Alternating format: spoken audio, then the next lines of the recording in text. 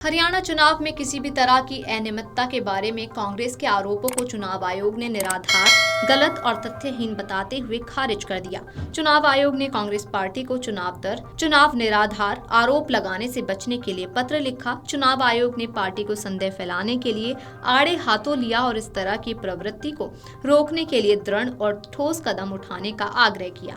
चुनाव आयोग ने कांग्रेस से आग्रह किया कि मतदान और मतगणना जैसे दिनों संवेदनशील समय पर गैर जिम्मेदारान आरोप लगाने से सार्वजनिक अशांति और अराजकता पैदा हो सकती है। पिछले एक साल में 5 विशिष्ट मामलों का हवाला देते हुए चुनाव आयोग ने लंबे समय से अनुभव रखने वाले राष्ट्रीय पार्टी से बिना किसी सबूत के चुनावी संचालन पर आदतन हमले करने से बचने के लिए कहा। अब इस पर मनोज झा का बयान भी सामने आया है। उन्होंने कहा कि एजेंडे में शामिल होने के लिए चुनाव आयोग को बधाई।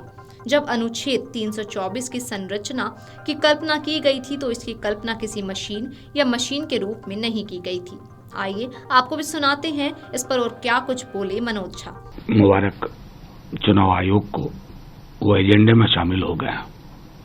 मैं तो सिर्फ इतना कहना चाहता हूं, आर्टिकल 324 की जब उसका कल्पना उसकी की गई थी तो मशीन या कागज के कस्टोडियन के रूप में कल्पना नहीं की गई थी, फ्री एंड फेयर इलेक्शन के रूप में कल्पना की गई थी। ना जाने कैसी मोहब्बत कर बैठे हैं साहब आप। अगर 1% भी doubt, what stops you in going back to ballot? दुनिया के बाकी मुल्कों में क्यों? मेरा सीधे ये कहना है कि ये मशीन को लेकर के पॉजेसिव होना और उसको डिफेंड करना, ये 324 नहीं कहता है।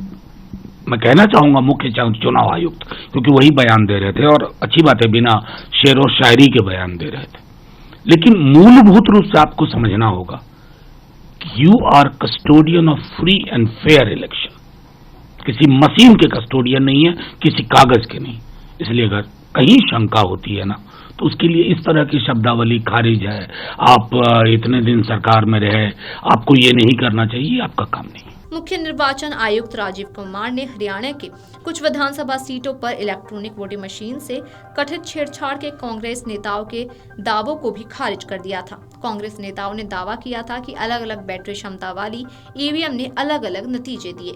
बैटरी की क्षमता से नतीजों पर पड़ने वाले असर के मुद्दे का जिक्र करते हुए सीईसी ने कहा कि पहले भी हैकिंग के आरोप लगाए गए थे, लेकिन ये मामला पहली बार सामने आया है। कुमार ने कहा कि अब हम सोच रहे हैं कि आगे क्या आएगा, हम नहीं जानते, लेकिन निश्चित रूप से कुछ नया सामने आएगा। उन्होंने इस बात पर जोर दिया कि ईवीएम की बैटरी कैलकुलेटर में इस्तेमाल होने वाली बैटरी की तरह ही एकल इस्तेमाल वाली प्रकृति की होती है। उन्होंने कहा उन्हें सेलफोन की बैटरी की तरह रिचार्ज नहीं किया जा सकता, उनका एक जीवन काल होता है। उन्होंने बताया था कि मतदान की तारीख से लगभग 6 दिन पहले ईवीएम चालू कर दी जाती है और उम्मीदवारों के चुनाव चिन्ह लोड कर दिए जाते हैं तथा एक नई बैटरी लगा दी जाती है जिस पर उम्मीदवारों या उनके अधिकृत एजेंट के हस्ताक्षर होते हैं। ईवीएम तो छोड़िए, यहाँ तक कि बैटरी पर भी उम्मीदवारों के हस्ताक्षर होते हैं। मुख्य चुनाव आयुक्त ने कहा था कि लोग पूछते हैं कि अगर पेजर का इस्तेमाल किसी देश में धमाकों के लिए किया जा सकता है तो ईवीएम को हैक क्यों नहीं किया जा सकता। सीईसी ने कहा कि पेजर नेटवर्क से जुड़े होते हैं, ईवीएम नहीं। हिजबुल्लाह और लेबनान के अधिकारियों को बेचे गए पेजर में हाल में विस्फोट हुए थे, जिसके बाद ये दावा किया गया कि उनकी बैटरी में छेड़छाड़ कर इसे अंजाम दिया गया। Video desk amarujala.com। अगर आप ये वीडियो YouTube पर देख रहे हैं तो हमारे चैनल को सब्सक्राइब कर बेल आइकन दबाएं और Facebook पर देख रहे हैं तो हमारे पेज को लाइक करें। 8 मिलियन प्लस सब्सक्राइबर, आपके इस भरोसे के लिए बहुत धन्यवाद।